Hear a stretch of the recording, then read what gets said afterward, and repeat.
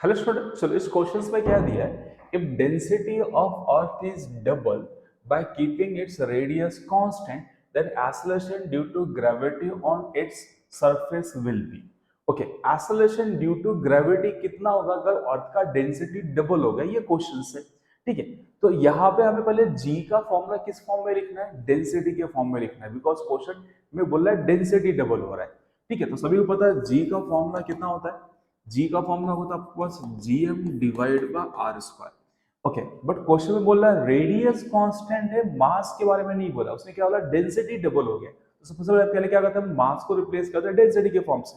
तो सभी को पता है डेंसिटी कितना होता है, मास अपॉन क्या होता है, वॉल्यूम। तो व्हाट अबाउट मास, मास कितना होगा, डेंसिटी इनटू वॉल्यूम। तो यहाँ सब्स्टिट्यूट किया, तो यहाँ से या और वॉल्यूम कितना होता है सभी को पता है कि वॉल्यूम होता है आपके पास, अर्थ क्या स्पीयर है तो उसका वॉल्यूम कितना होगा 4/3 पाई आर क्यूब।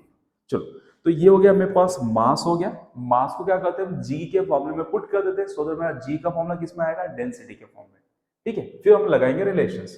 तो G is equal to capital G, M का वैल्यू कितना है, density into 4/3 pi R cube upon R square. ध्यान से देखो, ये आर स्क्वायर इससे कैंसल, तो जी का वैल्यू कितना आ रहा है आपके पास, G into density into 4/3 pi R. Okay, ध्यान से देखो, ये जी का वैल्यू हो गया। अब क्वेश्चन में क्या बोला है कि आपके पास क्या बोला है, density of earth is double keeping radius constant. यहाँ पे रेडियस कांस्टेंट है, जी कांस्टेंट है, इसका मतलब क्या होगा, G is directly proportional to density because of the constant है। हमने डेंसिटी के फॉर्म में लिखा।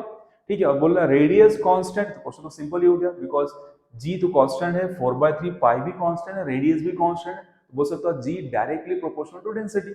अब मुझे क्या निकालना है, जी का वैल्यू निकालना है सेकेंड वाले केस में। तो मैं यहाँ पर रेशियो लिख सकता हूँ क्या, G1, क्या लिख सकता हूँ यहाँ पे, G2, G2 divide by G1 is equal to rho 2 divide by rho 1।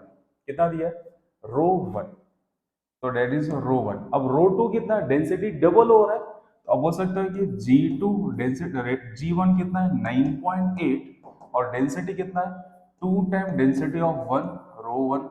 Rho cancel हो गया, डेंसिटी डबल बोला तो रो 2 कितना होगा, रो 2 इज 2 टाइम्स ऑफ रो 1।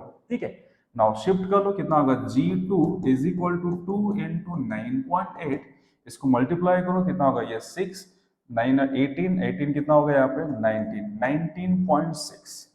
तो G2 का वैल्यू कितना होगा 19.6 मीटर पर सेकेंड स्क्वायर। सिंपल सा क्वेश्चंस। अब कुछ क्वेश्चन ऐसे भी आएंगे जहां पे आपको जी का जो फॉर्मूला है किस फॉर्म में लेके आना पड़ेगा, डेंसिटी के फॉर्म में लेके आना पड़ेगा। ठीक है, तो जी का फॉर्मूला आपको डेंसिटी के फॉर्म में लिखने भी आना चाहिए।